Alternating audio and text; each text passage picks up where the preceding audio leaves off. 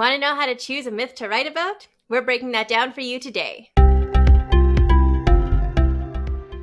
Hey all, and welcome to my vlog. My name is Erin, and this is Demystifying Mythology with Kat. Kat is one of my fabulous critique partners, and we've teamed up to do this series to help you figure out how to write mythology retellings. Today, we're talking about choosing a myth to write about. This topic was requested by one of my patrons over on Patreon, Casey. She wanted to know about writing mythology retellings, so I recruited Kat to help me out. If you haven't already checked out the first two videos in the series, there's going to be links to those below. And you can look forward to additional videos featuring character creation, rule building, ancient versus modern morality, and writing mythical romances. If you have suggestions for other things you'd like to see on writing mythology, you can leave those in the comments down below. Before we get started, don't forget to subscribe to my channel, and I will have a link to Kat's channel in the description below, so if you are not already following both of us, get on that right now. Mythologies are expansive and intricate. They're made up of pantheons of gods, mythical creatures, and fantastical stories. Some mythologies have more myths than others, and they are rarely, if ever, in any kind of chronological order. Many don't form a cohesive timeline, even if you arrange them the best that you can.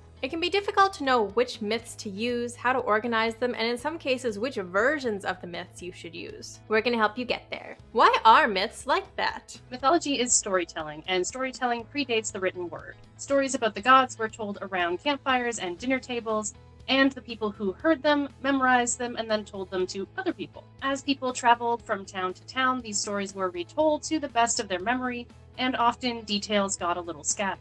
Myths were living, breathing things, and they were never told in a particular order. When you tell the story of your uncle falling drunk off of a boat one time, you don't start at the beginning of his birth. You just tell the one story. And that was the same with myths. Because myths were being passed around like a great big game of telephone, it created another interesting result. Details became distorted along the way, and different communities were telling different versions of the same story. Because these communities were often isolated, there was no one around to correct them.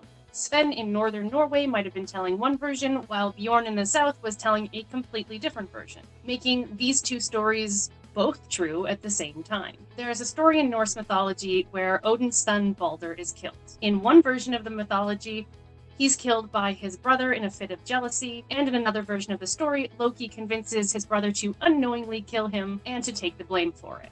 There are different theories as to how this happened, including that there are two different versions being told at the same time, or that the author who wrote down the myths later on was biased. The same goes for Greek mythology. Sometimes characters exist within a myth before they were actually born. For example, Eros is a primordial god who existed before the Olympians, but he is also the child of Aphrodite and Ares. Or there's the alternate versions of Aphrodite's birth, where in one it's because of severed genitals being tossed into the sea, and in other versions, she's the daughter of Zeus and Dione. You have a lot of flexibility when you're sorting through these myths because mythology in general has very little consensus on anything. At this point, we're assuming that you've figured out which mythology and pantheon you'd like to work with, and potentially which characters you might like to focus on. So now it's time to decide what stays and what goes. What are some questions to ask yourself? Is your story going to retell the myths themselves, or are you only going to be using characters from those myths? Do you want your story to take place as the myths are happening, or in some alternate historical context, or as a modern retelling? What are your goals for the retelling? What messages and themes do you want to cover? What myths fit the narrative that you're trying to tell or can be tweaked to tell this new narrative? How do you figure out a timeline for mythology? Perhaps one of the most important things to do is to make a list of all of the myths and, at least tentatively, decide on an order that they will occur in. When I was doing this for my current work in progress, The Goddess of Nothing at All, I took all the myths from Norse mythology, put them on post-it notes, and created an order for them physically on my desk. I examined every myth for details and put them in order using pivotal events within the myths themselves. One myth, Thor receives his hammer, Mjolnir, as a gift. There are myths in which he uses his hammer, or sometimes loses it, and logically, these myths must have happened after he received it as a gift. There are other myths that we don't see the hammer, and so it could be placed before or after this myth. Not all myths have such a concrete place in a timeline, though, and then it's up to you to decide what works best for your plot and your motivations. For example, just because you're telling a story that takes place during the myths doesn't mean that you need to show all of them. Some myths can occur before the reader enters the story, or theoretically after the story ends. You may choose to focus on only one particular myth. like the retelling of Medusa, which will minimize the effect of the timeline of the myths on your plot. In fact, there are often so many myths in a particular mythology that making the reader slog through every single one of them is often time-consuming and boring. So this was actually something as a newbie writer that I did. I included more myths than I probably should have simply because my leads were present or the myth was interesting and I wanted to include it. Looking at it now, I would probably be a lot more stringent with how many myths I decided to include. Some readers didn't mind that I had that many, and others complained, so it's really up to you what kind of balance you want to go for. Let's say you've chosen your myths. How true to canon do you need to be? That depends on your goal. My goal for HERA was to make her the protagonist of her own story. The myths that HERA is present in tend not to present her in a very good light, but I found it pretty easy to tweak things and shift the perspective or give a solid reason for why she did what she did. That made it easier to flip the narrative so that the blame could land elsewhere. Essentially, I laid out all of the myths that she showed up in, plus a few other ones that I could use to build the character. I needed her to have relationships with the other gods so that she would be willing to fight for them, and I had to set up who she was and what she was struggling with. My goal was to tell Norse myths through the eyes of Sigyn. Because Sigyn is only canonically present in one myth, the way that she's present in my retelling versus the way that she's present in the myths themselves is actually something that I could twist into a critical plot point.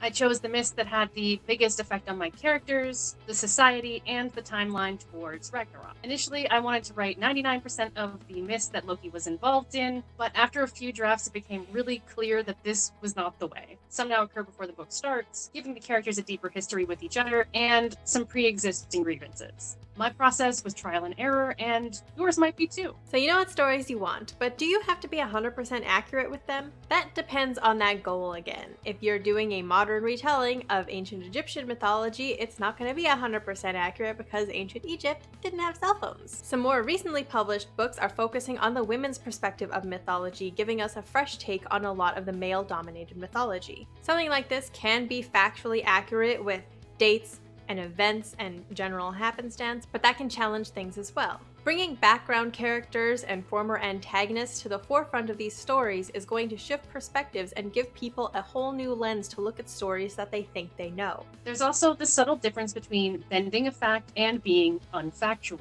Your readers are going to range from first-time mythology readers to the absolute most versed mythology nerds. If you're going to insist that Viking Age men were dirty slobs, some of your readers are going to be able to challenge you that this is factually untrue, which it is. This is where research comes in, and lucky for you, we already have a handy guide for that, and it'll be linked down below. You need to strike a healthy balance between playing with the subject matter and being completely ignorant.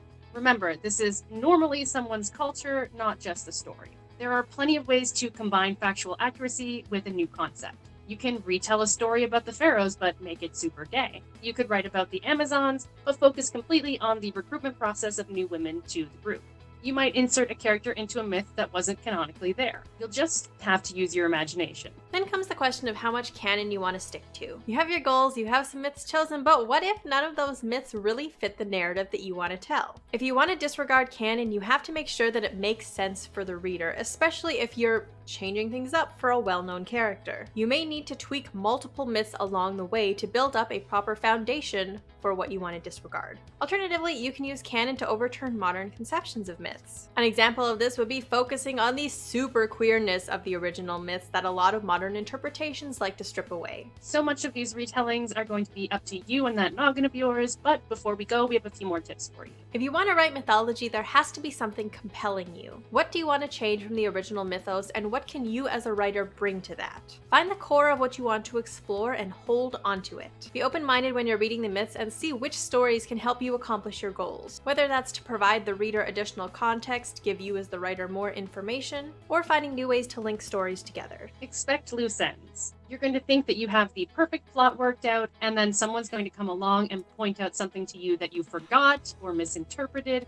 and you have to go back to the drawing board to work that in. Writing a story that's only partially yours complicates things. You don't always get to make the rules. So use methods that are useful to you to keep track of all of your story threads. Mythology is a complex ecosystem full of cause and effect, even though the stories are so disconnected. Mythology is a complex beast, but because of that complexity, you can often blend it to fit the story that you want to tell, and it often offers up a variety of new perspectives and ways to tell the stories as you learn more about it. Don't be afraid to make the stories your own, while also being respectful to the canon. So that is all we've got for you today. Thank you so much for watching, and thank you to Casey for requesting this topic. Links to her social media will be in the description below, and if you would like a chance to request a video topic for my channel, you can do so on my Patreon. We've got all kinds of fun stuff going on, like a private writing group, early access to videos, options to request topics, and a chance to help me hash out your story. And thank you so much to Kat for joining me for this series. I am super excited for all the upcoming episodes. Kat, tell everyone where they can find you.